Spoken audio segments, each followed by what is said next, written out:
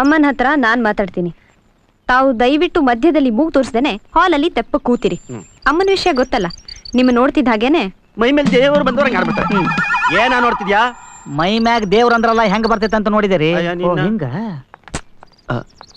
ಅನು, ನೀನೇನು ಹೆದರ್ಕೋಬೇಡ. ನಾನು ನಿಮ್ಮ ಅಮ್ಮನ ಹತ್ರನ ಸುಳಿಯೋಲ್ಲ. ಆದ್ರೆ ನೀನ್ ಏನೇನು ಕೇಳಬೇಕು ಅದನ್ನೆಲ್ಲ ಮರೀದೇನೆ ಕೇಳು.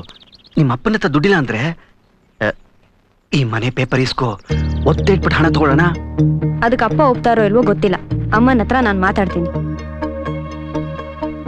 ನೀವ್ ನೆಟ್ಟಗಿದ್ದಿದ್ರೆ ನಮಗೆ ಈ ಪರಿಸ್ಥಿತಿ ಬರ್ತಿರ್ಲಿಲ್ಲ. ಫ್ಯಾಕ್ಟ್ರಿ ಕಟ್ಟೋದು ನನ್ ಕನ್ಸು.